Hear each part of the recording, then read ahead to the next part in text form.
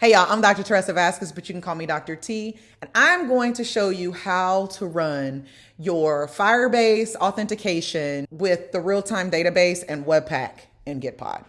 All right, so the first thing that we want to make sure is there's a video that comes before this. If you don't know what Gitpod is or how to set it up, you're gonna wanna make sure that you go and you watch that YouTube video that I have. So we're gonna create a new repo. I talk in depth about how to not only create the repo, how to get it to initialize with Gitpod, how to set up Git so that you can actually feel like you're working on your local environment, because it gives you a code editor that looks very much like Visual Studio Code, okay? So if you wanna see that, then go watch that video. But for what we're gonna be talking about in this video, we're gonna be talking specifically about how to hook up your Firebase app that also uses the real-time database and authentication with the Webpack app in Gitpod. So the second thing we're going to want to do is we're going to want to, after we've connected everything, you've done that in the first video, we're going to want to add our environmental variables with the keys and values to our project. So as you can see here, I have a project here. It's called Almost Amazon. This is one of the projects that we use inside of the boot camp that I teach at. And it's got all of the code in there because I've already kind of moved it over from GitHub. And if you look here, you can see that we've got all of the branches and everything that are associated with it.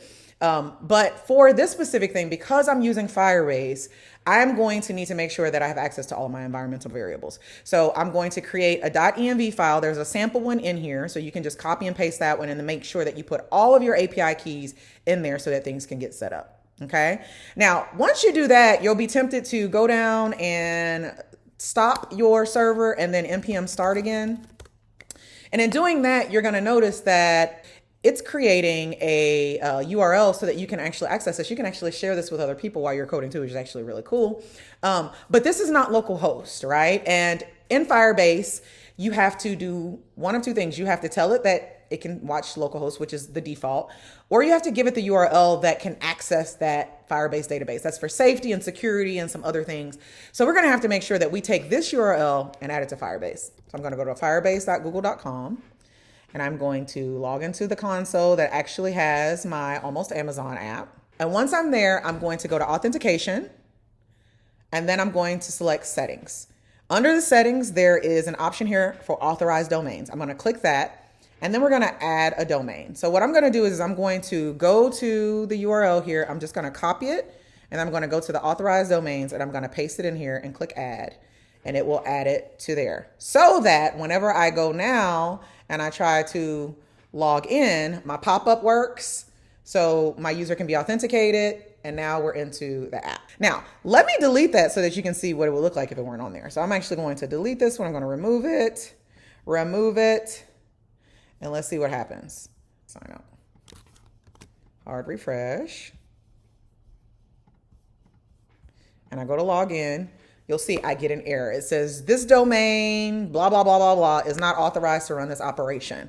It's because it does not exist inside of the authorized domains. So let me go back and let me add my domain back, and I'm going to add it.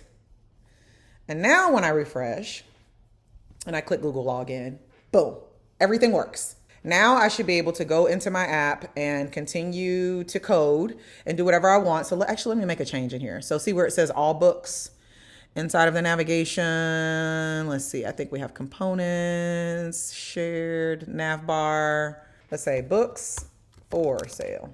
And I'm gonna save, and that change is updated. And let me refresh. And now you see it says books for sale.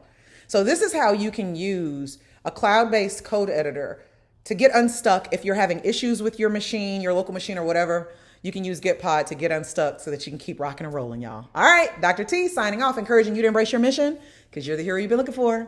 Go get it done.